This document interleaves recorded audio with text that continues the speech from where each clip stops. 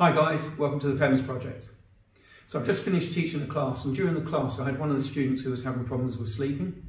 So I thought I'd do a quick video just to help you with learning how to get to sleep easily. So the first thing to think about is the environment. So when you look at a bedroom, the idea of your bedroom is for you to sleep. So often in today's world we don't really have space, so we try and make spaces multi-use. This isn't necessarily a good idea for the bedroom. So what I would do is not look at having a TV in the bedroom, not look at having a computer or workstation in the bedroom. What you're trying to do is to train the mind. So when we do meditation, one of the first things we get someone to do is focus on their breathing, and we give them what's called a mudra. So a mudra is, some of these sort of signs you'll see in yoga and such like. So the idea of a mudra is to train the brain that when you touch those two fingers together, you want a certain action to happen. And we want the same sort of thing to happen with the bedroom. So the idea that the brain, so when you go into your bedroom, the brain automatically thinks, oh, Rich is after going to sleep. So the first thing I would do is try and get rid of distractions out of your bedroom and try and ensure that you're focused on the bedroom being for sleeping only. The second thing to think about is when you get up in the morning, usually what we do is we lay in bed.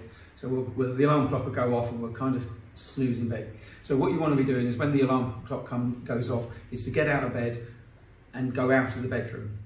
Okay, so I usually get up out of bed, I go out of the bedroom, get washed and dressed. By then I'm fully awake, and then I'll go back into the bedroom and I'll make the bed. And the reason I make the bed is because it's a completed task. So it's one thing that I've completed during the day, and it's within my control. So again, if someone's got OCD and things like that, they might look at this as a way of feeling a little bit more in control of their lives.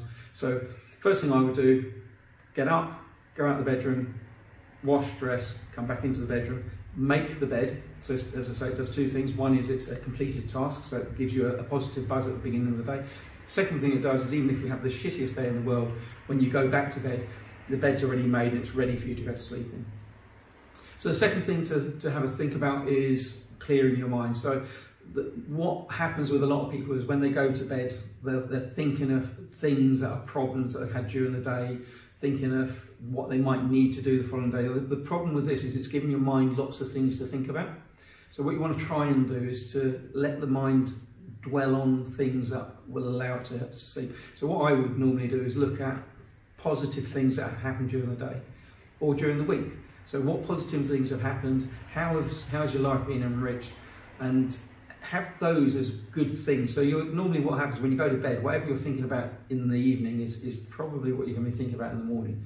So again, it sets the mind into the state where we go to bed, we're feeling happy, we're feeling confident, we're feeling that we've done something during the day, and then when we get up in the morning, we feel more positive. As I say, the key is not to be overthinking. So if you've got problems in your life, what you don't want to be doing is taking those to bed, because your mind's going to be sitting there trying to calculate and work out how to fix those problems. And if your mind's working, it's not resting. Okay, so the third thing we can look at is just to look at relaxing and breathing. So we can look at breathing exercises, and if anyone's done yoga, I mean, when I did yoga, we would do meditation and breathing exercises, and I'd almost always fall asleep during the middle of the breathing exercises. So what we want to look at is you want to breathe in through your nose, you breathe in through your nose, and you're going to breathe down into your stomach. And then you're going to follow the breath back out. So what you want to start doing is as you breathe in, you might only feel it around about here in your throat. And what you're after is trying to expand that feeling. So we're trying to look at the breath going slightly further, slightly more towards the top, slightly more towards the bottom. If we're feeling it in the throat and we're feeling it in the stomach, then try and join those two bits together. So try and feel the breath all the way in, down to your stomach, and then all the way back out again. So this is what we call Dantian or Hara. So you take your belly button, 3 fingers below it, that's the centre of your body. So we're trying to breathe down into that point and breathe back out again. What we're trying to do is give the mind something really simple to think on. So it's not overly complex, and it's a bit like going back to this idea of just thinking of all the positives and the good things that have happened during the day. So it's giving your mind something nice and simple to dwell on, which is that rhythm of the breathing, and that rhythm will help you go to sleep over time. And again, so I have people who have problems with meditation who come in and they go, oh yeah, I did some meditation on video and TV and looked at YouTube. It didn't really work for me. Well, the reason is when you're looking at those videos, what they're doing is they're saying, we'll close our eyes, we'll focus on our breathing, we'll be doing this for 10 minutes. Realistically, think of starting with something simple like 30 seconds and then slowly building up from there. Okay. And so if you try these things, they'll probably help you. If that's not helping you, then the other thing you can do is look at tensing and relaxing the muscles. So you start at your feet and then your calves. And what you want to do is just tense the muscle, relax it, tense it, relax it. Do it 2 or 3 times. Move on to the next set. So you start off with your calves, then your thighs, then your glutes, then your stomach, and you just work your way up the body. And by the time you've done this and you've done the breathing exercises, hopefully it'll make you a lot more relaxed. So it's an exercise that they used to do with the fighter pilots, and so they would go out on a sortie, they'd do all their action, come back from their sortie, and then they didn't know when the next piece of action was, so they needed to get a bit of sleep in between so that they could then go out a second time and fight. The final thing you can try and do is to have a nap during the day as well. So you tend to find the Spanish and some of the Mediterranean people, they'll have a siesta in the afternoon. So what you want to be looking at is if you feel the need to have a sleep during the day, and this is what they call a power nap, is just to have a doze for 20 minutes, no longer. So if you have a sleep for up to 20 minutes, it will reinvigorate you, make the brain a little bit more active, and it will give you that power to have a little bit more thought process in place. So have a think about that. So if you think of the whole process, we go through the day, we might have a 20-minute nap at lunchtime, and then we, as I say, no more than 20 minutes. We get to the end of the day, we get into the evening, and pick a time, and try and do it on a regular basis. So we might turn around and say 10 o'clock or 11 o'clock, we go to bed.